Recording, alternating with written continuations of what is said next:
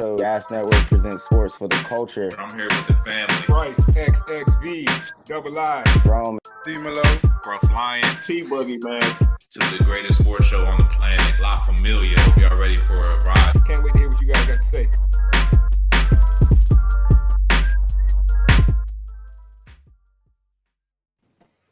You know what it is, man. You know who it is. It's your boy Young Rome 22. This is Gas Presents Sports for the Culture. As always, we got a packed show for you tonight. Shout out to everybody that tuned into the pre-show. Everybody out there listening live right now.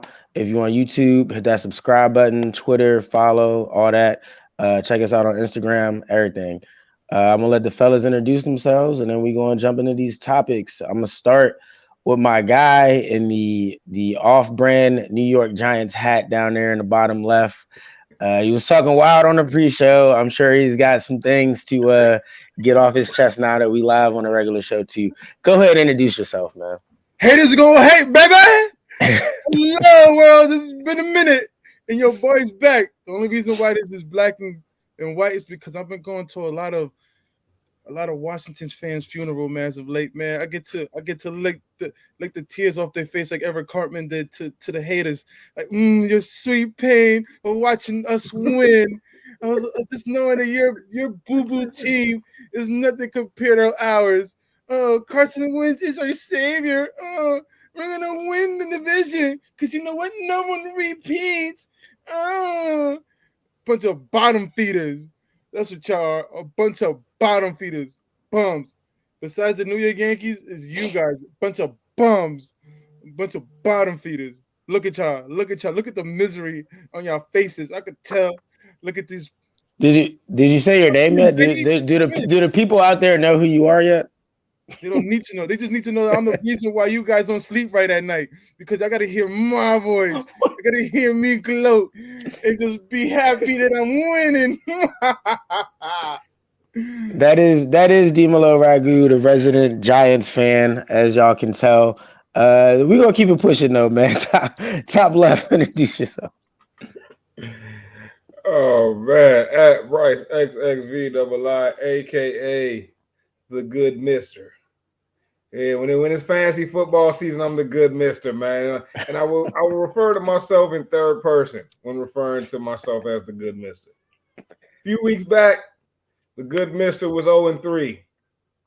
And there was some rumblings about the good mister, man. It was a whole lot of rumblings about the good mister. You know what the good mister guaranteed at that point? He guaranteed playoffs. The good mister now sits at 4-3. And playoffs, we thinking championship now, baby. Let's get it. Hey, you still got an uphill battle, man, but I respect it though. From 0-3 to 4-3, 4-game winning streak. Definitely got to respect that. Last but never least, bottom right. T-Boogie, man. You know what I'm saying? New set location, try something different for the night. You know what it is. Wash your hands, wash your ass. You know, we got some guys that ain't used to winning, apparently. You know? And we got some guys that losing. It's going to be an interesting show, man. I'm ready to go. Jimmy G just wins. Jimmy G don't play defense. I think the Chiefs had 9 drives and they scored on 7 of them. I'm not sure what Jimmy G can do to stop that, but you know, it is what it is.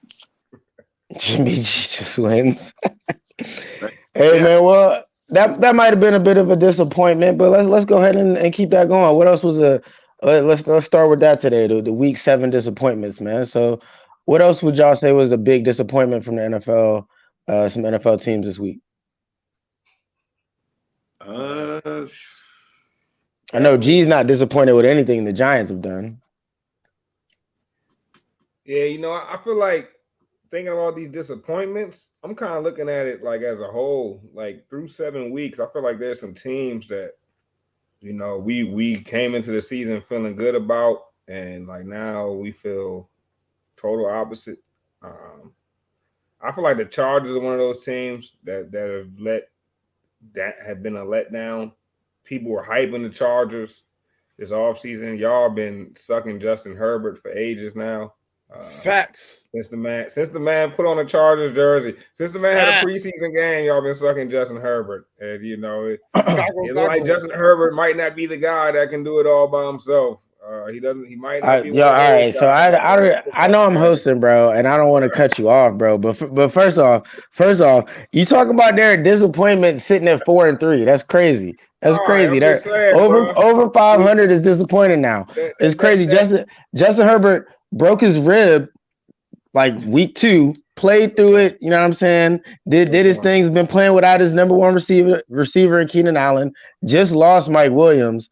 But hey, maybe go ahead, continue. Maybe I'm a little salty because I took Justin Herbert number 1 overall in 2 fantasy football leagues. Well, not number 1 pick, but top one of my top 2 picks.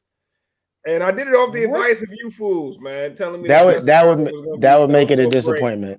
But after them, I'd say my real number 1 disappointment. I think Scrub, you throw out a good one right there with Russell Wilson too, man. He has been disappointment, but hey, man, I don't know what's up with the Rams, bro. And maybe it's not a huge disappointment to some, but like the same way the Chargers may not have been. I mean, the Rams are 3-3, but they've looked off, bro. They've looked off. And, honestly, before this season started, we talked about the NFC West. And if I recall, y'all was sucking the NFC West. Oh, yeah, the NFC West. But that division looked like, it doesn't look like what we thought it was, bro. It doesn't look like it has multiple Super Bowl competitors. I don't see it. I don't see it for the Rams this year. I don't see it for the Niners. Although I like that move the Niners made with McCaffrey. We're going to have to get into that. But it really looks like the Seahawks are the best team in that division. And that's crazy to me. NFC West, the road to the Super Bowl will go through NFC West. You're going to get one of those teams in conference. Oh, my God. Not no more. You crazy? NFC overall, to me, is a disappointment. We thought Tampa was going to be good, and that's a huge disappointment. We thought Tampa was a perennial Super Bowl contender. Yeah, but T, it's like the NFC is disappointment, but not really though, because the NFC has been kind of really good over top to bottom. It's just the teams we thought were going to be good aren't good, and teams like the Giants are randomly 5-1. Don't disrespect me, bozo. NFC is bloated. Like, we got teams at the top like the Giants. We know what's going to happen eventually. You know what I'm saying? And what is that, sir? What is that? Everybody for the other shoe to drop. When it's time to play some real football, when it get cold outside, the Giants won't be around. Hate to be the one to break the news to you. I'm gonna take those receipts, my boy, because this is the one thing you can't predict right. You ain't Nostradamus, sir. You definitely ain't Nostradamus. Nah. You don't got to be Nostradamus to predict that the Giants will not be around when it's all said and done. Now, y'all might make the playoffs on some wild card. We are first round exit, no question. No. I'm holding receipts. I'm holding receipts. Hey, that whole pre-show is a receipt, G. But let's keep it going with these disappointments, because I think T is on to something with the NFC, man. There's a ton of disappointments. We don't even just got a cherry pick from the top. We could say the Lions at 1-5. I know people didn't necessarily have them as a playoff team. That's not a disappointment, bro. After that HBO Hard Knocks to be 1-5 with Dan Campbell, all that hype. Last year, I would throw them in a disappointment. I believe someone on this show, I think it was Scruff, he's not on right now, had the Panthers as a potential playoff team. Baker Mayfield was supposed to do something. You could throw them in the disappointment thing. I would say the Cardinals, after paying Kyler Murray all that money to be 3-4, that's got to be disappointing. I think T is pretty on point with the disappointment in the NFC. But it is bloated, man. And G, I know you don't want to hear it, but them Giants, they're not going to sustain this winning that y'all been on, man.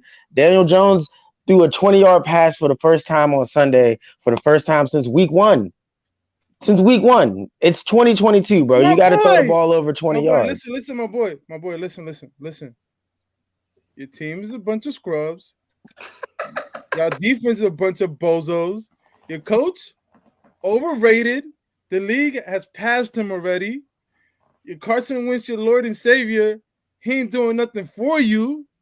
Y'all had to go back to Heineke You know, got off of one you know of how we know the Giants are Green bloated Bay. No, because let me finish. instead Let of me finish. instead Let of me mentioning finish. Saquon Go ahead. Go ahead. Barkley, instead of mentioning Saquon Barkley, how he's on this incredible comeback, how he's been carrying the team on his back, instead of mentioning anything like that, or how Daniel Jones makes timely passes when he needs to, or can move around with his legs, instead of saying anything like that, you go for the Commanders. You go for Because that's your the squad. team And at the you bottom. and look, why That's would how I have you to tell you know the that reason your why we're winning when team you don't just gave really me got the it. public? You just told us why we're winning, and nobody can stop it. Nobody. As of late, only the Cowboys were able to do it, but nobody else. And guess what? And you guys aren't going to have the recipe to stop it. And that's the funny part about it. Yeah, I mean, if my Niners make the playoffs, that's who I want to play first round. Like we'll be done by 20. Bro, I hope we play out and we're gonna Everybody smoke will want you. to play them first We're gonna round, bro. smoke all Like, you. Matter of fact, come on, we bro. had 3 buys this week. It's the regular buy, and then we were facing those 2 Scrubs favorite. That's Scrubs favorite team up there. The one to the right up top of me, and pause. The one to the left on top of me, pause. Well, we got 3 bye weeks this year. We about to play some bums. And the crazy thing about it, y'all can't stop Saquon, and y'all can't stop Daniel Jones. Matter of fact, y'all Can't can't stop stop Daniel Mr. Khan. Jones. What are you No, talking y'all about? can't stop my boy. And the crazy thing about it, we're winning without having receivers that have over 200 yards receiving. So then that's the crazy thing about it. That's You never ain't going, gonna and your work, team is bro. going to stop us. Who y'all have? I have nobody, and we don't need nobody as a receiving weapon. Clearly, because look at our record. We're 6-1. We got this. Well, And I'm so supposed lots to of be scared of receipts have Jimmy been G. saved. Son, Jimmy G can't get y'all out of nothing. Is He this gonna the get one? his ass busted. My defense legit. Son, just make sure that your boy is healthy when they get there. Because when I don't want to hear that, oh man, my defense got hurt. They've been hurt all year. They're never healthy. And you know what? We got this next time. McCaffrey ain't do nothing when it came around the Panthers. And damn sure none of you guys are gonna do nothing. And y'all can run this tape over and over again. So when y'all remember it, y'all remember who said it to y'all first. It was me. Lots of receipts have been taken. That's all I can say on that. That So means while we're still make sure you're on the entitled. disappointment, He was I right. got a question for y'all this time for the AFC. Who would you guys say is the biggest disappointment for the AFC? We got the Colts sitting at 3-3, just made a big QB change from Matt Ryan. Uh, Obviously Denver. I think Scruff mentioned it in the comments. Russ has been a huge disappointment. But then I would also throw the Steelers in there at 2-5. Mike Tomlin's never had a losing season, and it's looking like he's in danger of that potentially happening. So who's the biggest disappointment out of those 3? Oh man, I don't think none of them is worse as the Raiders. We're not even talking about That's the another Raiders. one. You got out of all of them, right? Let's be serious. We knew the Steelers weren't going to be a playoff contenders. Last year, they just got hot at the right time, and that ain't happening no more. You're talking about the Colts. They play in the worst division of all of football. They're still in the race to be in the playoffs because Tennessee's only up by what, 2 games, I think? So they're still there, and they have a tie. So that don't even matter. Jacksonville Jaguar, bums. And then you got Texas, another bum. So they're not really that much of a disappointment. Who disappointment in that team is Matt Ryan. He already past his prime. They're doing the same thing what other NFL teams are trying to do. Matt Trying Ryan. to relive the past through a quarterback glory days, which is not happening. And who's the other scrub team you said? Broncos. The Broncos. I mean, we all knew they were going to play in a tough division, but yeah, no one saw Russell Wilson playing this horrible. But I still say the Las Vegas Raiders. I think they're the biggest disappointment. Yeah, I've actually been very disappointed in the Raiders myself. I had them. I mean, their games have been close, but you got to start pulling them out, man. You can't always have close L's. So, Gotta be T, Russ. who would you say is the biggest disappointment? It's gotta be the Broncos. Like they thought they had their quarterback of the future, and I still think they do, but I mean they dropped the bag on Russ. They traded a bunch of stuff. And I feel like the fan base thought Sutton and Judy were a quarterback away from being like Pro Bowl guys. And it wasn't the case. So I think out of all those fan bases, the most disappointing gotta be the Broncos or maybe the Steelers. It looks like Mike Tomlin's finally gonna have a losing season. Wait. Don't speak too soon about my guy Mikey T, man. Because I mean, 2-5, You're not that far out of it. And one thing I'll say about Kenny Pickett, I think he had a 3-pick game over the weekend, right? Pickett for sure. Yeah, 3-pick game. But bro, the man is laying it on the line, bro. And it's like if you watching this game, granted, I'm saying most of my Steelers tape from Red Zone right now. I'm not watching full games, but there's something to Pickett, man. Like Pickett he's got that. We Scrub love to talk about the eye test all the time. And I think there is something to the eye test. You got to be able to balance the eye test versus the advanced analytics. But the eye test for me right now is telling me that Pickett is going to be a starting quarterback in this league and a legit one. I think the Steelers found their starting quarterback. And I think as the season goes on, he's only going to get better. And as he gets better, obviously their record will be better. I don't see this being Mike Tomlin's losing season. I think he'll find a way to right the ship as he always does, and as he did the year they had all the quarterback injuries. Yeah, they're gonna need an O line. Outside of that, man, that team's not winning too many more games. It ain't looking like a 5-6 win team. When's Watts coming back? Is he coming back any soon? TJ Watt, what was he, 6 weeks, 7 weeks? He'll be back this season, I think, but who knows if he'll be the same. What do you have, a torn pec, torn bicep? Yeah, something like that. Yeah, who knows if it'll be the same if he comes back. But that'd be a big boost though. You know what I'm saying? You need an edge rusher in this league. I mean, Yeah, at the this thing point, that that might be did the last second year most was important that position. defense. Now that defense just crumbled apart. It's gonna be a tall task. They're 2-5 right now, so for Tomlin to not have a losing season, they need to go 7-3 at the least. So this might be the first losing season he has, but that would be in large part due to having a rookie quarterback with Kenny Pickett. And that brings me to our next topic: Kenny Pickett or the guy Zappe. How you pronounce his name? Zappia? Zappy. Zappe? Billy Zappe? So we're gonna do a little game of this or that. Who would you guys rather have right now or moving forward? Kenny Pickett or Billy Zappe? I'm gonna start with Bryce.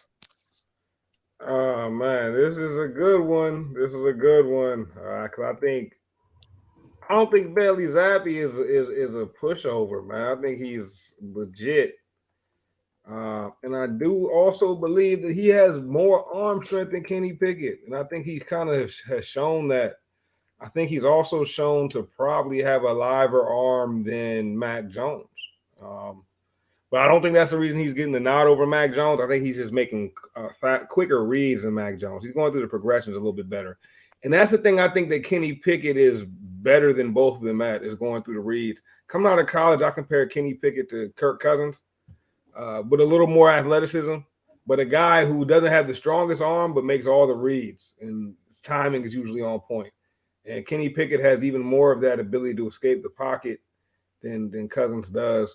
I got to go with Kenny Pickett on this, man. And I do like what I've seen from Bailey Zappi, but I see some people asking, is he the next Tom Brady and stuff like that?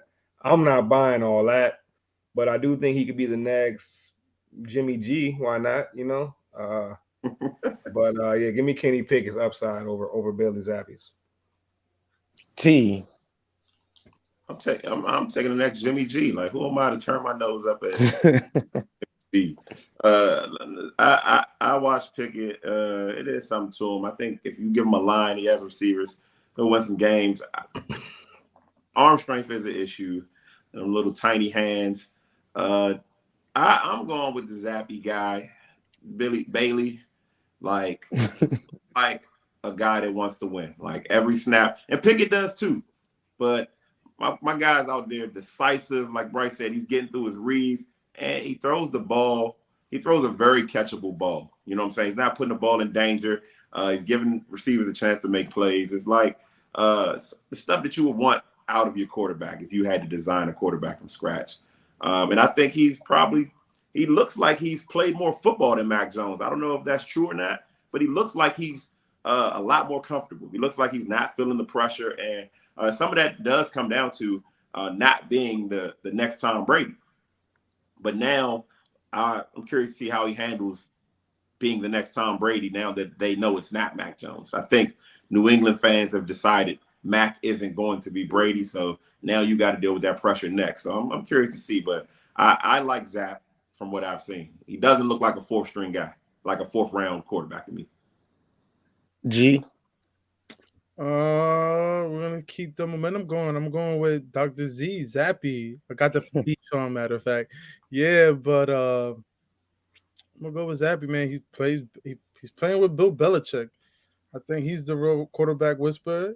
If you got Jimmy G looking kind of semi decent, like he really doesn't rely too much on the quarterback out of both of them because the Steelers are relying on Pickett, and that's not looking out too good. And then Bill Belichick just wants you to run, do some dunking, do some 10-yard passes at most, and if you got a bomb, throw one. But he relies more on his defense and on the running game. I'd rather have Zappy right now, and that's the pressure that any rookie quarterback wants right now out of both of them. I'd rather deal with that kind of pressure where all my coaches telling me is don't throw an interception, try to dunk and pass, or if I have a bomb, throw it, but throw it to where the receiver could win that battle. I'd rather be Zappy right now than any other than Pickett. So before we all right, I hear everybody. Before we get back to Pickett, I gotta go to Mac Jones right quick. Like we're all just the Patriots are done with Mac Jones. No, How long, a year and a half into his career, we're tossing Mac Jones in the garbage. no, we're not. I don't think. Yeah, and I don't think so. And especially knowing Bill Belichick the way we kind of got to know him, right? I mean, think about how long he kind of held on to Jimmy G before he dished him off, or how long he held on to Castle before that. I don't think it's going to be easy to get Mac Jones up off them, but I think how long they keep Mac Jones will tell you all you need to know about how they really feel about Bailey Zappi. If they keep him Mac Jones for the next 2-3 seasons, bro, they don't think Bailey Zappi's that guy. If they trade Mac Jones this year or before this deadline or something crazy like that, then you know it's clear. Like, you know what I mean? It's clear what they think about Zappi. So that's something to monitor, though, especially those rumors. I mean, Zappy did lose the game last night. Yeah, he did, but did you peep though how the moment they pulled Mac Jones, they put Zappy in, and it was like 100%, 100%. instant I'm dimes being dropped, instant I'm touchdowns. I'm not a Mac Jones guy at all. I'm just trying to keep the full perspective here because Kenny Pickett was the first quarterback drafted this past season, Yes. and we all just picked the fourth rounder No, over. we didn't all. Oh well, everyone but Bryce, who is very tapped in. He does the big board for gas. But that's interesting, man. It'll be interesting to see what Bailey Zappi does. I think I called him Billy Hey, like let me 3 throw times. one thing about Bailey Zappi, bro. I think he has some sort of crazy amount of touchdowns in his last season, like 55 plus touchdowns, bro. Like something crazy to where, like, I don't care what school you go to, you had to have been a good quarterback to throw that many touchdowns. So he's definitely not a slouch, man. He's no pushover. He's a legit quarterback prospect. One of them guys where if he was 3 inches taller, maybe he's going in the top 3. You know what I mean? But yeah. So I don't want to make it sound like I'm ragging on Bailey Zappi, but I just think that Kenny Pickett got a little more potential there. I think what you're going to have to pay attention to is how the teammates talk about Bailey Zappi as opposed to Mac Jones. I know as a receiver, I know who I want because soon, like you said, as soon as he got in there, a ball's in the air. I got a chance to go make plays. I make plays. I can hit some contract incentives, win or lose. Mm-hmm. If I'm a receiver, I know who I like. You know what I'm saying? Right. But yeah, I would pay attention in the media. Same thing I did with Trey Lance. I paid attention to what the teammates were saying. You know what I'm saying? And if it's a bunch of, you know, he's still learning, or you know, he just needs the snaps, then it'll probably be Mac.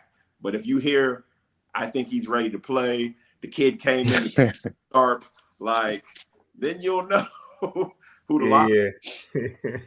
he preps like a pro, all that shit. Right. Language. We can't come out and say he's better than Mac Jones, but you can kind of tell by how the players talk. how they feel about the quarterback. Well, No, Bailey that is a Zappi, good way to look at a quarterback too, because you got to have that locker room. Yes, sir. Bailey Zappi is last year at college went for 62 touchdowns and 11 picks, bro. And your man threw for 5,967 yards. Incredible. And there's fourth round quarterbacks Ridiculous, bro. that have been good. I think Russell Wilson was a third rounder. Kirk Cousins was a fourth rounder.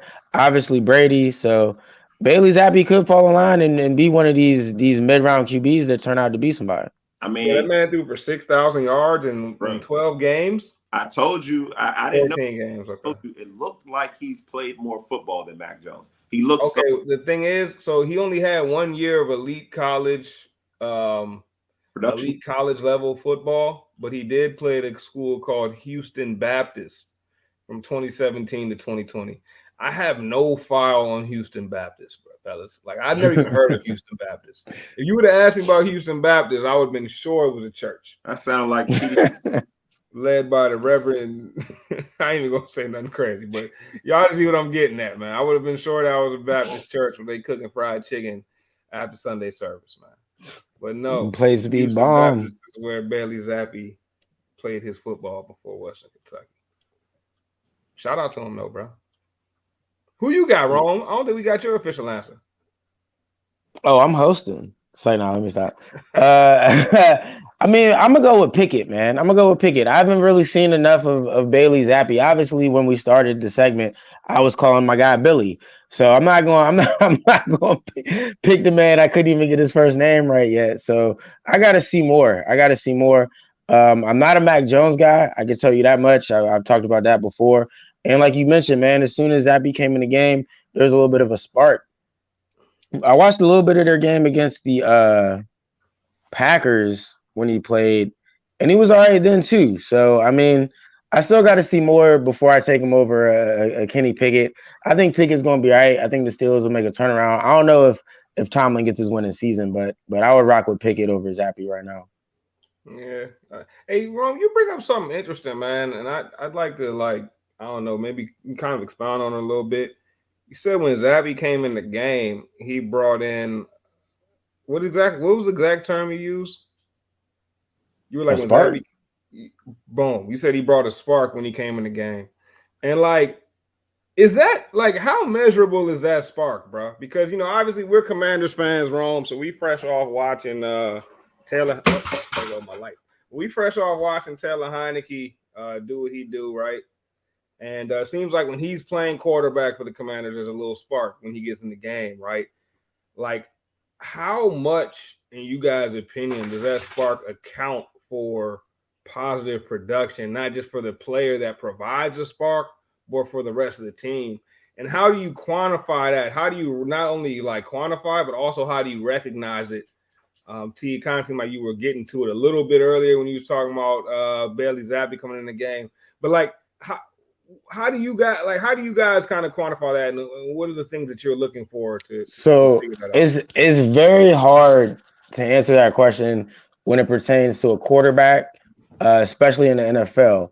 So if you're coming, it's almost like a six man, right? But you're not gonna come off the bench every game, right? So maybe that first time that you come in, maybe that very first start, you have that spark, but eventually whatever spark you're providing at the quarterback position will become the norm because you're just gonna be starting every game. So that spark will fade, but that spark is a very real thing. I mean, I think you see it all the time. We talked about Zappy, Heineke. I believe there was a bit of a spark when Jimmy G came in for Trey Lance. There's like a little uptick. And it's what you want it's really what you need from a backup quarterback. The rest of the team needs to know, all right, yeah, our guy is down, but it's like you mentioned, I think in the pre-show, Bryce, like Taylor's one of the boys. So your backup needs to at least be somebody everybody cool with, where it's like, all right, we're gonna ride with this dude. You know what I'm saying? Like somebody that gets the team energized. But I don't know how you really measure that, because a lot of teams are lacking in the backup quarterback Yeah, not position. even I think you brought a real good point up. Is once you're the starter, it's no longer a spark you're providing, right? But it's still a certain energy that's being provided. You know what I mean?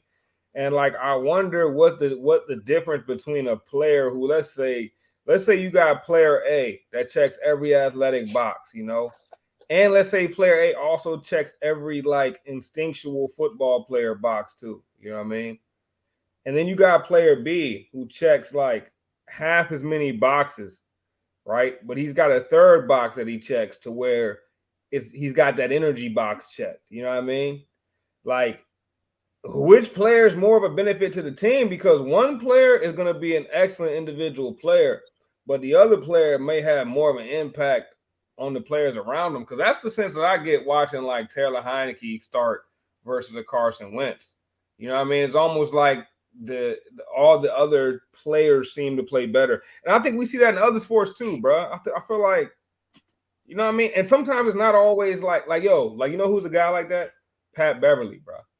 Like Pat Beverly on the team on the Timberwolves last year, I felt like was a big part of the reason they made the playoffs. You know what I mean? And he's probably not the top 5 best player on the team, but it's like something about that player's energy and like, you know what I mean? Like what I don't know, T, what you think? What do you think that means to Yeah, like go ahead, T. teams and players like that? This right up my alley. Like I'm a huge believer in the intangibles in sports. You know what I'm saying? Just playing sports my whole life, coaching sports, being a sports dad. Like I know it doesn't always come down to X's and O's, who has the most talent, who can throw the farthest, who can throw the, strongest. And I think, like I said, it's really hard to measure that stat. And I think that's where some scouting departments go wrong because how do you pick? How do you lean? But certain positions like that quarterback position, I think you would want a bit of both. You know what I'm saying? But I think what it comes down to, that spark, I feel like a lot of that spark has to do with do we believe in this guy? And then do we want to play with or for this guy? Like if we're going to war, right? And we got a military leader that, bro, he knows the book inside and out. He knows war strategy. You know what I'm saying?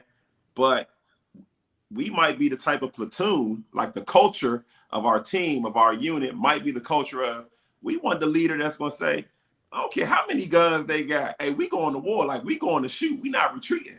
And I think that it really depends on the culture of your team. And a team like the Patriots that are used to winning, used to being able to move the ball, that's the culture of New England. We win games. You know what I'm saying? We this is our division. I think when you got a guy that comes in the game, he's going to throw the ball. I just read Houston Baptist University ran the air raid. My man lost a 2-point game to Texas Tech at Houston Baptist University where he threw for 560 something yards. So you watch this guy all preseason, you watch this guy all season. You know what he's going to do, and he's going to give us an opportunity. Win, lose, or draw, he's going to try. Like he's throwing it deep, as opposed to Mac Jones, who he might come in there and play it safe. And I really think it depends because you can play it safe when you have a ton of weapons. So it really depends, man. It's so hard to quantify, but I think the culture of your team, it really determines how much you need that spark and how much that spark is worth to your team. Because Pat Bev on Minnesota, they needed that spark. They didn't have anybody else to give them that spark. Pat Bev on the Warriors might not make sense. We already got Draymond here. You know what I'm saying? We already got we already got Jordan Poole talking trash to other teams. So it just comes down to the team and the makeup of your team. And that's why I give so much credit to Jimmy G, because that team wants to win and they want to have fun. And Jimmy G is a fun guy. No matter how many mistakes he goes out there and make, the team likes him. But I will say this though. I will say this. After this last press conference, I think the team's getting a little tired of his act. So it's only so far that spark can go until the rubber got to meet the road and you got to actually produce. So One thing I want to throw in here, the reason that spark is so important is in sports and almost any sport, it's about momentum. If you can get that momentum going, and if you're a guy that brings that energy to where your team get the momentum, because we've all seen it and we've all played sports and probably been a part of it, to where if your momentum is rolling, all of a sudden a team that is less talented in every way can start beating a team that's got all the talent. And it's really just because y'all are clicking and they aren't. So that spark is everything, bro, really. Nah, facts. further, that ain't even just sports. You know what I'm saying? I know I use that military analogy. You could have the perfect, little relationship or the perfect friendship with somebody, but you meet somebody else, whether it be friend or lover or something, and yeah, this person just has a different passion to them, a different spark, a different energy. They might not check every box, they might not make all good decisions, but the life that they bring out of everybody else, you know what I'm saying, change. Yes, yeah. And there's value in that.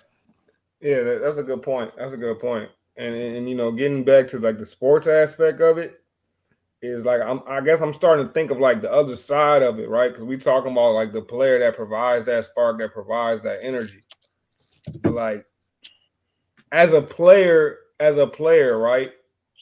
What is it that makes that player provide you with energy? Like, you know what I'm saying? So like now I'm thinking back to teams I've been on, you know what I'm saying, where like I felt like one player coming in the game provided so much energy, and what was it about that player, that provided, that made that energy spark, that made that morale boost to the rest of the team. And I think that I really think it boils down to a player's willingness to do what has to be done to win. Uh, like, because I feel like the reason why like teams rally, reason why, I can speak to the Commanders at least, the reason why they rally around Heineke. So I think they feel like he's going to do whatever he's got to do to win. I think that most people remember that time he leaped from like the 6 yard line against Tampa Bay. You know what I mean? He got crushed on the at the end zone. But like when you see that, you feel like, okay, I gotta lay it all on the line if this guy's gotta lay it all on the line. You know what I mean? Like, or like T was making a parallel to a relationship, right? But let's like I'm gonna make a quick parallel to work because everybody got a job. You know what I'm saying? And like if you go into work, excuse me, and your boss lazy as hell, not doing no work, chances are you're gonna look at that and be like, yo, you can probably be close to the same way. But if you come in and your boss be busting their ass, bro, working overtime, working a couple extra hours, when you're about to finish up your work, you're gonna look over at your boss and be like, damn, I could probably do a couple more things. You know what I mean? You might push yourself that much harder just because you got somebody who's going that hard around you. And I think that's probably the thing that I feel like it's hard to quantify, but like it's another one of them eye test things where you feel like you can kind of see it when who wants to win more, bruh. You know what I mean? Like I know when I play sports now, because I'm old, well not old, but my bones is old and my knees is old. Like I gotta be careful to not be laying it all on the line. You feel me? Because like I know myself, bruh, I am a lay it all on the line type of competitor, bruh. You know what I'm saying? So like I really have to catch myself and be like, whoa, I can't do that no more. If I do that, I'm gonna blow my knee. I'm gonna blow, you know what I'm saying? Something gonna happen if I go this hard. So it's like, I don't know, bro. I think it's that thing that maybe all athletes, even at the top level, all of them don't have that drive. But when someone else has so much of that drive comes in the game, it spreads. It's infectious. Nah, yeah, yeah, you can trust that guy because he's gonna lay it on. Like I think a lot of it has to do with you know what you're gonna get out of that guy. You know what I'm saying? Like you can live with what he's gonna give you because you know what you're gonna get out of him. And like I said, it's really really hard to quantify it. I'm pretty sure they'll come out with some advanced metric sooner or later about taking risk and things like that, but.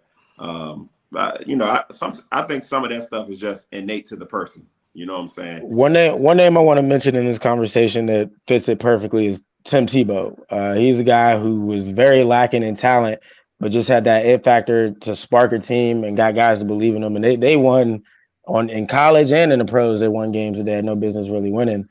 Um, but then I want to pose this question to you guys too, man. We're talking about players. Is it possible for a coach to have this ability?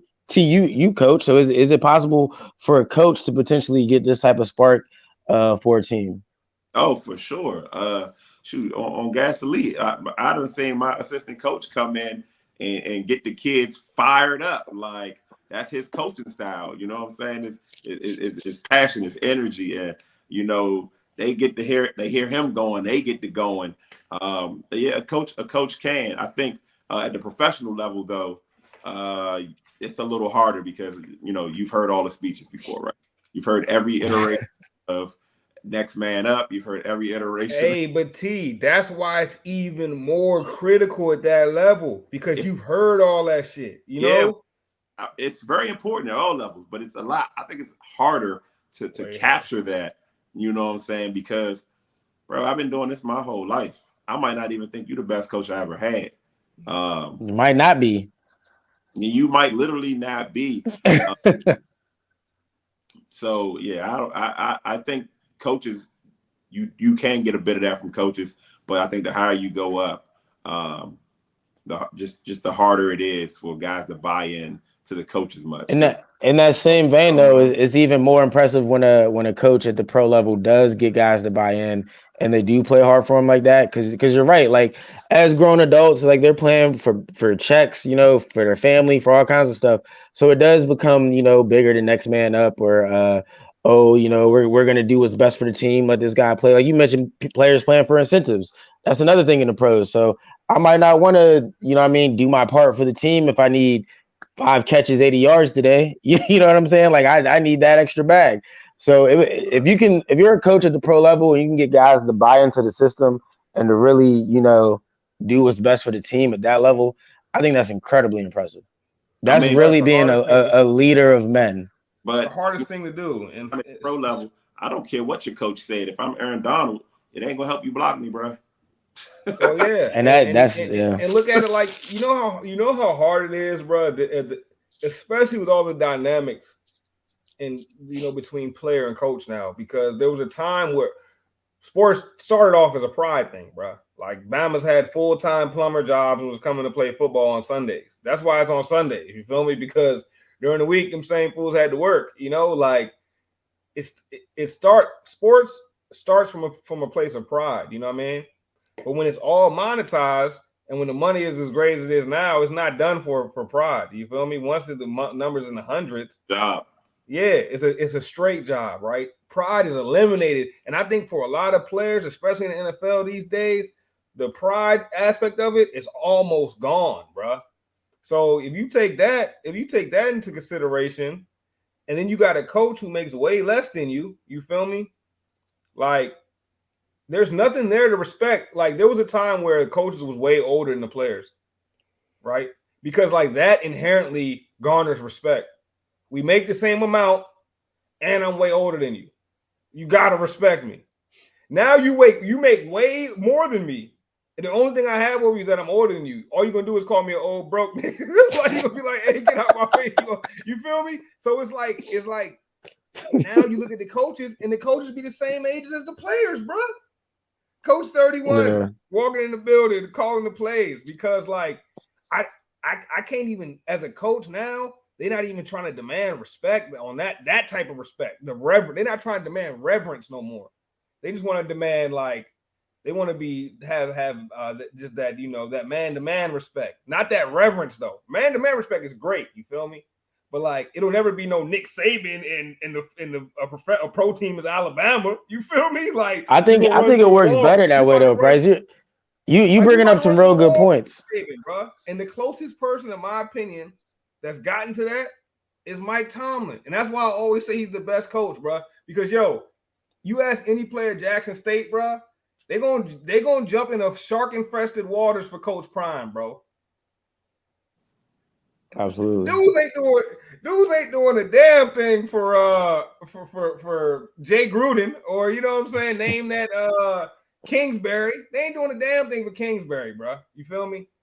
But they'll go party with Sean McVay at the bachelor party. They'll pull up at the wedding, and that's the man-to-man respect right there. That there. is. I'll party with you, bro. Hey, niggas but niggas ain't gonna party with Mike Tomlin, probably. You're on to something though, because I think players today, man, I think they respond better to that. I think they respond better to the man-to-man respect and the reverence, because it's like you said, like. So you come up through high school, college, and that's what it is for the most part, right? The coach older than you, he demands that respect. I don't think that's what it is no more, bro. And I think that's why they can't go for it no more, because now it's like you coming up now, everybody's pandering to you, bro. Like ain't no more. Like if you were a top athlete, bro, and you go into high school, your high school coach is doing anything he can to get you to play for his team, bro. They're giving you anything you want. You go to college, the same thing, unless you go to like a Saban. So by the time you get to the pros, if somebody yelling at you, you already kind of been coddled, bro. Like I feel like it need to I get don't I back to don't that think old I don't school. think I don't think that's just the only reason though, because like I think it's harder to yell at grown ass men, and I've always felt this way about it. Like, especially now that I'm an adult. Like, so a lot of NFL players are our age, bro. It's only so I don't give a damn if I drop the ball. It's only so much yelling that another grown ass man is going to do to me. You know what I mean? Like, regardless of any of it. So I think the man to man respect makes it a little bit easier to break down when you really need to coach a guy up. Bro. I mean, yeah, but part of that equation is like Bryce was getting to though. You can't yell at me because I got $100 million. Right. I've said this, bro, my entire life. Like, if if I'm playing football and you give me $100 million, if I'm hurt, I'm not playing. All right. If I'm injured, I'm not playing. Both. If I don't have $100 million yet, if I'm hurt, I'm out there. You know what I'm saying? Like, if I'm hurt, I'm playing. We playing this week. I'm playing this week. But Yeah. $1 million mean, I don't know, fellas. Good luck, man. Next man up. You know what I'm saying? It's a lot of aspects that go into that, and the money, the age, but so that coach, you it it's more critical, but it's a lot harder to accomplish. A lot harder to Yeah, accomplish. definitely a lot harder to accomplish, and I think it's a lot easier. Like, yo, all right, this is my prediction, bro. You know what I'm saying? And it's a long term one, but I don't see any of these coaches that are chosen when they're 30, 31, bro. Like these young coaches, these hot shots. I don't see none of them lasting for a dub with one team, bro. I don't see us having no Belichick run with none of these coaches, or no Andy Reid Philly run, or no. I don't see no shit like that about to happen, bro. Because I think all these coaches, bro. This is the problem. I think, bro. This is why I think reverence is better, bro. Because I think reverence is more sustainable, right? Like I don't think that man to man respect is sustainable because like, yo, that can come and go, bro. Like, you feel me? Like, reverence. That's why, like, like, I don't even know how to, like, I guess you could relate it to, like, whoever in your life is, like, either I would say a brother, you know what I'm saying? Or, like, a father figure. You feel me? It's like a reverence that you have that's different than, like, just the man to man respect. You know what I'm saying? And I think that reverence can be created, or there was a time in sports where that reverence was created and it drove. If you hear these old dudes talk about their coaches, bro, like these players from the 80s and 90s talk about some of these legendary coaches, like it's different than the way players talk about their coaches now. Players talk about their coaches now like it's just one of the homies, man. Oh yeah, he's good, but they're not talking about like they'll run through a wall for him. But I think some of them older coaches still got a little bit of that. Like I think Ron Rivera, I don't think he's an X's and O's guy, but he's got a little bit of that. Can get guys to sell out for him. You know what I'm saying? And I feel like that's almost gone in coaching, bro. And with that gone, I think we'll see that same passion that some players play with or some players can't play with. We'll see that start to fade even more. I Nah, think that absolutely. believe in that because look at Sean McVay. I think he's going to be lasting here for a long time. I mean, look at them this year though. Like maybe he will. Maybe Sean McVay gonna be lasting with the Rams. And I don't like Sean McVay might be a coach for a minute, but I don't see him staying with the Rams for a 10-year bid, bro. I don't see it happening. Bro. He just He won a might be like Super 6 Bowl and last 7 year. in right now. He just He won a did. Super He did. Bowl He last year. won the So Super Bowl last year, and he's this year they're looking like pedestrian, and that we'll see. We'll see how long the message sticks. That's Bro, my prediction though. it also, bro, it's hard to sustain success in pro sports, and fans are demanding that their teams win year in and year out. So unless you've already won a Bill Belichick, you're not John Harbaugh, you're not really going to get that much leeway. I see daily 49er fans on Kyle Shanahan's head as if we didn't have Jim Tom Sula and Chip Kelly. You're not going to win every season.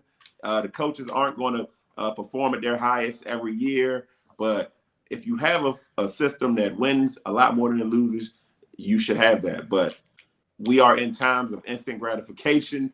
Everything has to happen fast. If Sean McVay doesn't do much this year and doesn't do much next year, believe me, people gonna call for his head. He doesn't have it anymore. He's not anymore. He's You know, lost. you know what really makes the best coaches the best. And Bryce brought up Mike Tomlin. Is I don't think is one or the other. I think it's a mix, bro. Because I think there's a little bit of man to man. Like Mike Tomlin's one of the homies too, bro. Like he could, like I feel like they not only would they run through a wall for him, but there's a lot of relatability because he's only like 50 years old. I don't even think he's one of the older coaches, honestly. And you got me thinking because like when you said he leads with reverence, I was like that's wild because like he's really not even that much older than a lot of the players. I mean he's a good bit older than them, but it's not like like your Bill Belichick's or your Andy Reid's or whatnot. Those dudes like 60, 70 years old. So it's like, I feel like the best coaches really find that balance because you want to be able to relate to the players. That's really how you get them to run through the wall. Nah, that's a real good point, Rome, and I agree with you. I think to be an elite coach, to be the best of the best coach, it's not a this or that thing. You know what I'm saying? It's not like you got to either go for the reverence or go for the relatability.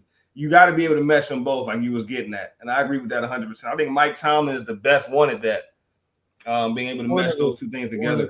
One of them. I think he's the best one, but I think you also have to have. I think he's the best one at meshing those two aspects.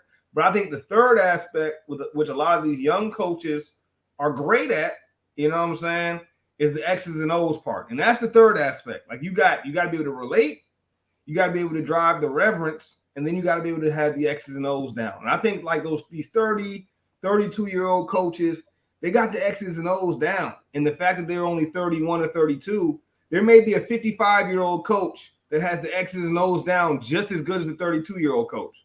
But a 32-year-old coach is going to be able to relate a little bit better. And that's why they get the job. You know what I'm saying? Because gone are the days of even hiring a 55-year-old coach, bro, which is crazy. Because that's the age that coaches used to get hired at. You feel me? Like now, like who gonna hire an old coach? I mean, the Commanders did it, but like who gonna hire an old coach now, bro? And look how much that's working out to you, and that's what I'm saying. Well, good point. I mean, he's not winning nothing, and not this year. So how many more years you guys gonna give him?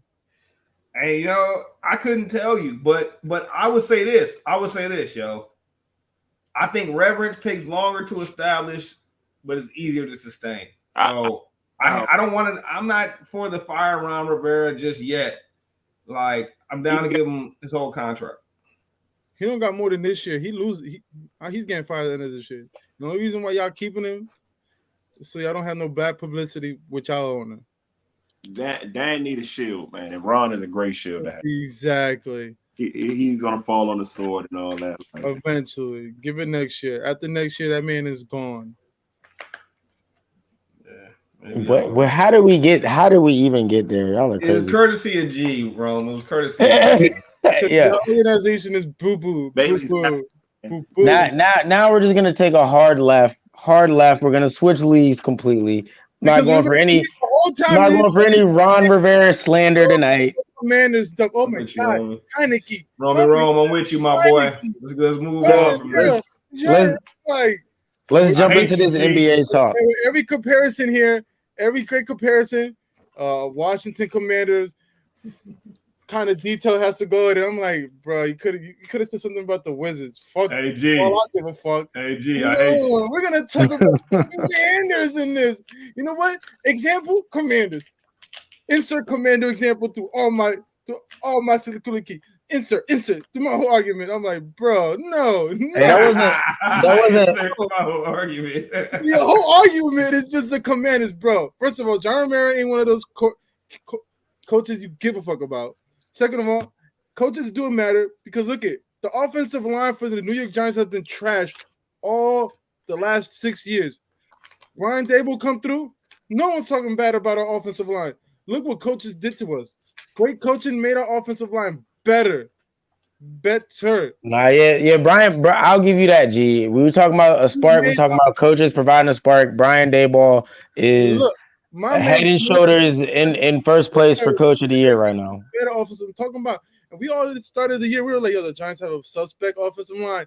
Real boo boo. Now look at our offensive line. Not trash no longer. All right, but like I was saying, hard left. We switching from the NFL to the NBA. Team, please. Can We we start got with some boo boos and poo poo? That's we all I'm got some hearing. NBA talk to get into before we get out of here. The NBA season just kicked off. Mad early. It's only a few games really been played. But like we were talking about in the NFL, man, there's been some disappointing teams so far to start this season. The Lakers come to mind and the Nets come to mind. So let's start there. Pictures. Who do you guys think is more likely to turn their season around? The Nets or the Lakers? The Nets. They got shooters. They got a team that just got to get it together. They got guys that got to prove something. They got Kyrie Irving that wants to show the world that, yo, I deserve my money. Compared to the Lakers, AD's looking real sus. Russell don't even want to play in Los Angeles no more. And LeBron James at this point about to go ball like you and Bryce. I don't know what's going on over there. Matter of fact, he's about to go like ball like Rome soon. It's pretty heartening over there in Los Angeles. And I'm gonna just give it a T because I know how T is gonna just grill my Lakers. Go ahead, T. I'm agreeing with you. Brooklyn is more Lakers are more disappointing. But, Brooklyn had the opportunity to turn around because we haven't seen this group together. They're just trying to figure it out. Lakers, it's a wrap. Stick a fork in them. Stick a fork in them. Hey, but look, I'll say this about the Lakers though. I think unlike the Nets, I think the Lakers have the ability to maneuver their team to make to spark a turnaround. Where I think the Nets are pretty much locked into that roster that they got right there. I can see the Lakers shifting a couple pieces, and all of a sudden they got a whole new roster come, February. Whereas the Nets, I think they're a little more locked into what they got because their pieces are going to be a little harder to move. They with their three big pieces, they've kind of strapped themselves. And I don't think nobody wants Simmons at this point. And you're not going to trade Kyrie and get better. And I don't think anybody wants Simmons right now. But I think with the Lakers, they can trade Russ and possibly get better. I just don't see the same ability for the Nets. So that's the one thing I'll say about that. So I got a question, right, to you basketball guys. Even if you trade Russ, sorry, what? Russ trade value is low. Like, yeah, this guy is terrible right now. Russ trade value is low, but remember though, Russ contract is a valuable trade piece, bro. Russ contract probably only got one more year on the books after this year? No, this is the last year. The problem is okay, so this is the last year. So that's an expiring contract, bro. That is very valuable in the trade market. His contract is much more tradable than Ben Simmons. I'll tell you that much. The way it's looking right now, they gotta trade Russ. Who does Russ help? Russ helps nobody, but that's not why he's getting traded. No. Follow me. But if you trade Russ and he makes your team even slightly better, it lowers your chances to get Wembanyama. No, bro. I think you're trading for Russ, knowing your team's going to get slightly worse. You know what I'm saying? The only way your team gets better trading for Russ is if you were one of those teams that already has a roster of G League dudes. No, Russ makes that team better. Like Russ makes he does. If you got a roster of G League dudes, Russ McGraw take them to make it. Bro, he in the play-in out of nowhere. Like the Lakers disappointing again. So disappointing that. What's wrong with Lakers and Russ though? What's wrong with Russ and the Lakers, bro? Who's got the answer, Sway? Carmelo Anthony with an attitude. The problem is Russ and LeBron are they're too similar in style. We got two guys that are streaky shooters. Russ can't shoot at all. They both need the ball to make plays. They both want to grab rebounds. They both want to be ball dominant. But more to this is how in the world are people not blaming Anthony Davis for this? Thank you. That's literally I wanted somebody to get. Hold on. G did mention that. We're blaming him, saying that he should be able to make it work with Russ and Bron because he's Anthony Davis. Anthony, no, he needs to play better in general. Anthony Davis should be playing like, put it like this: and we know he's not this guy. But if you switch Anthony Davis and Giannis, that team wins a chip. And Oh yes, absolutely, absolutely. And how bad would the Bucks be though if it was just Anthony Davis for they Giannis? playoffs. And that's what I mean. Anthony Davis, when he What came, happened was to supposed to AD, bro?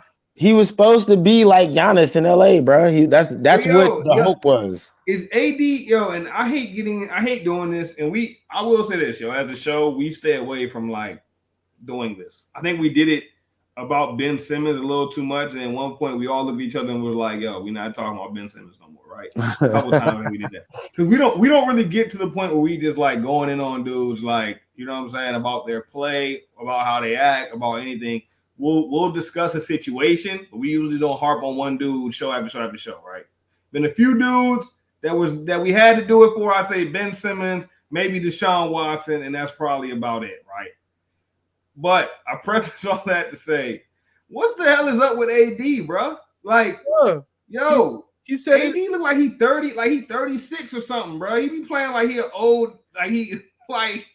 I'm like, bro, what is he? Did he age like 10 years and we ain't know? Like, is his age clock faster than everybody else's? What's going on? That's what he said during that interview. He hasn't been to the gym all summer. That was crazy when he said that. And then you look at it now. You see it now still. Like, you motherfucker, you do what? If that's me, if I'm LeBron, that's what I'd be saying. That'd be the first phone call. Motherfucker, what? You let this shit out. Your ass better be in that treadmill right now when I get to your house. Man. That's crazy. Hot towels that's what we was talking about earlier, bro. The passion not there. Like, yes, yo, I was about you to bring would have that never up. heard some of these, and it's not all. So maybe it was dudes from the 90s that was the same way, bro. But I just heard, and Ant Edwards is probably my favorite player in the league right now, bro. But I just heard Karl Anthony Towns in the press conference talking about how like Ant Edwards be eating. I guess it's a joke talking about how he be eating bullshit. He don't be working out and shit.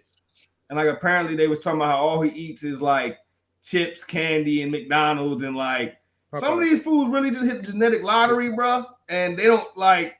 I don't think they would have cared what sport they played. It's not the passion might not be there. I'm not saying that's the case for Ant Edwards or AD. I'm trying to get to the bottom of it for AD, bro. It is that. It is. AD can stay healthy. And there's discipline, right? You need them both to be a pro. To be an elite pro, you need passion and the discipline. I don't know that AD probably has the discipline. I don't know that he has the passion. Like, the man's making $38 million a year. He already got a ring in the bubble. AD strikes me as a guy that if he wasn't 6'10", he would be perfectly fine not playing basketball. I don't think that neither. Come on now, don't disrespect the man. Nah, I agree with T, man, because I think I don't. That's not the AD we knew from Kentucky, bro. That's not the AD that I met. That's not the AD I met when they was running this story. How he grew 9 inches from being a point guard. I don't know, bro. It's like T said when we were talking about what was it, the motivation stuff, man. Like, once you get 100 mil, or in this case 38 mil, you got your chip. Oh, I am hurt. I do have like a lower calf strength. You know what I'm saying? Like, oh, my back was a little tight. Oh, I haven't been in the gym actually. Whereas opposed to AD before was probably doing all those things, was probably a little bit more passionate, probably had all that, and then got his chip, got his bag, and now all that stuff kind of fades away, man. Like, we see it with a lot of players, and we might be calling it too soon on AD, but I think that's the way that this is going. Bro, you guys ain't wrong, but what one thing about AD, what I'm gonna say, right? During the bubble was the best time of AD because he literally was focused just on one thing and one thing only, was fucking basketball, and that's when we seen the best. That's the last time I could actually say the guy looked like a top 5 player in the league, top 3. Yeah. AD got MVP talent, bro. He got MVP potential, and he's never lived up to that. And I felt like when AD was on that 50 greatest players list or the 75 anniversary list, that's what LeBron. I felt like they was projecting. I feel like that was the only pick where I felt like they projected what they were sure AD was going to be in a couple years. And now I got a feeling where if AD stays where he is at this current moment, bro, it's going to look foolish for him to be on that list. And I don't want that for AD because I know AD is a lot better. I know what AD can be, bro. He's already shown what he can be. So, like, AD got to step it up. Well, the man is real sus right now. Matter of fact, because at this point, right, we all thought it was going to be the last 2 years. We thought it was just LeBron, and from here on out, it should have been AD's team, right? We all assumed that. Now it's just like, damn, LeBron is still holding on to that team, which clearly shouldn't be happening no longer. It should be like, yo, LeBron is riding with AD, not AD riding with LeBron. Right, and AD stats aren't bad, right? Was he 20% shooting right now? I don't Nah, know. that's not even the point though. Like, cause I'm a Lakers fan, bro, right? And it was like it when Kobe retired, it hurt, right? Then we got Bron, so there was hype. AD came and all this, man. Like, cause honestly, Bron blew up the team. Bron came and blew up the Lakers. AD coming was supposed to be now. I got my other, top 10, top 5 player. AD has not been a top 5, top 10 player this entire time. Maybe in the bubble you can kind of make that argument, but he hasn't lived up to what he was supposed to live up to in LA. I You mean, can start making an argument that LeBron hasn't. well, I think AD's happy being a Robin to Batman when we wanted a you know what I'm saying, Avengers. We Yeah. wanted Stark and we wanted Spider-Man. Like we didn't need a sidekick. We needed a partner. Facts. And I feel like AD also tried to become late career KG while AD was still early career. Like, you know what I'm saying? It's like he changed his whole game. Like, yo, young KG is who AD should still be right now. And like AD was like, nah, bro, I'm gonna be what KG was on the Celtics, bro. I mean, Because like, yo, he takes every mid-range jumper, bro. He takes every open three. Gone are the times where AD is banging. You feel me? Like, gone are the times where AD is going coast to coast and it ends in a dunk. Like, bro, these are things that made AD like out of this world as a basketball player, bro. And it's like he's traded all the way to be Celtics KG. I don't understand, bro. Like, am I tripping, or does the mentality look like it's changed a little bit? And maybe that's what happens when you play with two ultra ball dominant guys, you know. But I don't know. I always say, bro, LeBron, Russ, Luka, the guys that just dribble. It's not fun playing with them. I'm gonna say you're tripping because at least that Celtics team tried to go to a finals more than once. They went to it twice, and they played in the Eastern Conference Final, like 3 times or 4 times? Yeah, this AD guy, he ain't doing that.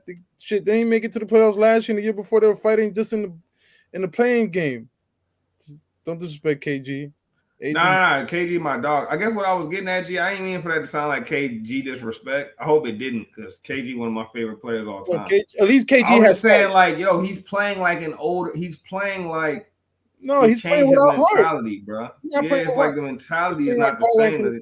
Say that. He's playing like Karl Anthony Towns. Another player without because Cat been balling since Cat was balling last year, bro. Them boys ain't got no heart. Them boys boo-boo. They just do it because they're gonna be on TV. I hate questioning athletes' heart, bro, because they made it to a place that none of us make it. Heart, bro.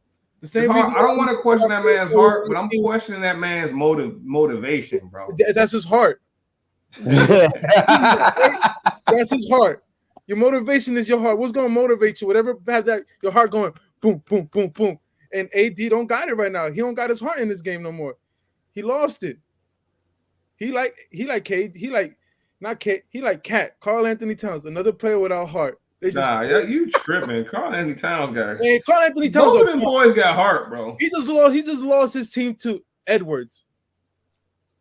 Ant's a dog, though. Exactly. Cat is a dog, I'd rather have him right now. Cat is a dog, bro. Cat ain't no dog, man. Don't say that. Don't say that. Don't say that.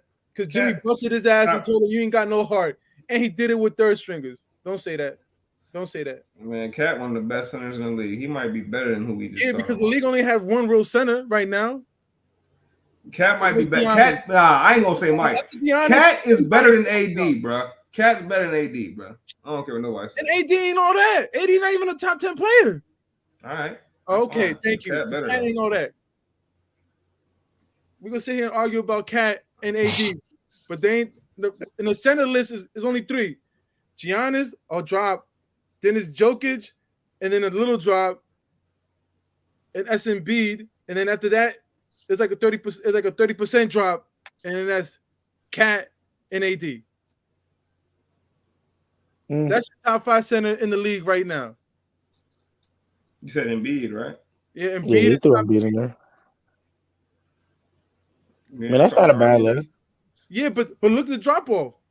It's Giannis, a drop, then Jokic, and then Embiid, and then another drop. I don't think Giannis is a center though, but we'll also argue. That's a whole nother argument. Yeah, there's no need. Any other NBA topics y'all want to quick fire before we get out of here? I'm good, man. NBA ain't Portland, get started too Portland, much yet. Portland winning the finals. Yeah, we still super early, super early. Portland winning the finals. That's what I'm gonna say. Portland. I said Miami's winning it. Miami's coming back, baby. So my prediction ain't wrong. So I'm gonna say Portland now. Give them some good voodoo jinx. Some good ones. All right, man. Well, y'all fellas know how we end every show, man. So let's go ahead and end this one on a good note. Everybody out there, thank you for listening. If you listen to the whole show, that's what's up. Definitely get that like button, follow button, all that. Download the app, get you some gas merch. We got all kinds of things. Yeah, we'll definitely be talking more NBA. I'm sure AD is going to come up again as the season goes on. The Lakers are way too popular to not get talked about, even if they're doing terrible. So I feel like this AD conversation is going to pop back up unless he starts playing better sooner rather than later. Uh, but yeah, like I said, let's get out of here like we always do, fellas. Sports for the culture. Sports for the culture. Commanders suck.